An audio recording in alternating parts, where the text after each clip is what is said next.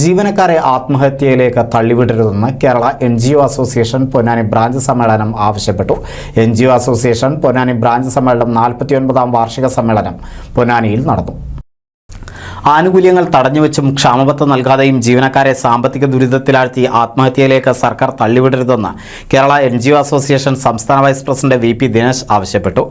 Kerala NGO association Ponnani branch 49ാം വാർഷിക സമ്മേളനം ഉദ്ഘാടനം ചെയ്യുകയായിരുന്നു അദ്ദേഹം.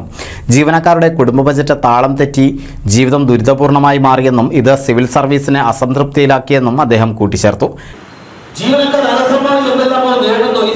സംസ്ഥാനത്തെ സാമ്പത്തിക പരാധീനതയ്ക്ക് മുഴുവൻ കാരണക്കാർ സംസ്ഥാന സർക്കാർ ജീവനക്കാരെന്ന രീതിയിൽ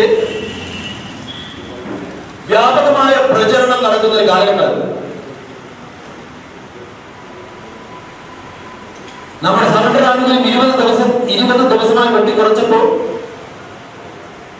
സറണ്ടർ ആനുകൂല്യത്തിന് ഏതാനും മാസം കൊണ്ട് അവധി പ്രഖ്യാപിച്ചപ്പോൾ യോജിച്ച സമരത്തിന് തയ്യാറായ സിവിൽ സർവീസ് ആയിരുന്നു നമ്മൾ 2002 കണ്ടേ. അതിലേറെ മാറ്റങ്ങൾ വന്നിരിക്കുമ്പോൾ ഒരു സറണ്ടർ ആനുകൂല്യം മാത്രമല്ല അർത്ഥമായിട്ടുള്ളത്. ജീവനക്കാർക്ക് അനുഭവയോഗ്യമായ മുഴുവൻ ആനുകൂല്യങ്ങളും ഒന്നൊന്നായി നഷ്ടപ്പെടുമ്പോൾ പോലും അതിനെതിരെ കമ എന്ന അക്ഷരം ഉരിയാടാൻ സാധിക്കാത്ത തരത്തില് ഒരൽക്കം തൂങ്ങുകയാണ് ഇടതുപക്ഷ service. Branch president MT Venu അധ്യക്ഷത വഹിച്ചു.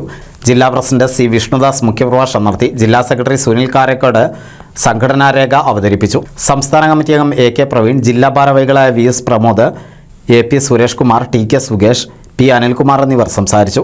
ബ്രാഞ്ച് ട്രഷറർ സാബിക് സ്വാഗതവും നാദിർഷ നന്ദിയും പറഞ്ഞു. ഭാരവാഹികളായി പ്രസിഡന്റായി MT വേണുവിനെയും സെക്രട്ടറിയായി CV സാബിക്കിനെയും ട്രഷററായി KV പ്രമോദിനെയും തെരഞ്ഞെടുത്തു. NCV news Ponnani. കുന്നംകുളം കക്കാട് ശ്രീ മഹാഗണപതി ക്ഷേത്രത്തിൽ ദ്രവ്യകലശവും ഉത്സവവും മാർച്ച് 14 മുതൽ 24 കൂടി. ദ്രവ്യകലശം മാർച്ച് 14 മുതൽ 17 വരെ. കൊടിയേറ്റം മാർച്ച് 17 രാത്രി 7:30. ഉത്സവ ബലി മാർച്ച് 22. പള്ളിവേട്ട 23. ആറാട്ട് മാർച്ച് 24 ഞായറാഴ്ച. ക്ഷേത്രോത്സവ കലാപരിപാടികളുടെ ഭാഗമായി മാർച്ച് 22 വെള്ളിയാഴ്ച രാത്രി 7 മണിക്ക് പ്രശസ്ത സിനിമാ താരം ലക്ഷ്മി ഗോപാലസ്വാമി അവതരിപ്പിക്കുന്ന നൃത്തം ആഘോഷം ഉണ്ടായിരിക്കും. ഏവരെയും ക്ഷേത്ര സന്നിധിയിലേക്ക് സാദരം ക്ഷണിക്കുന്നു.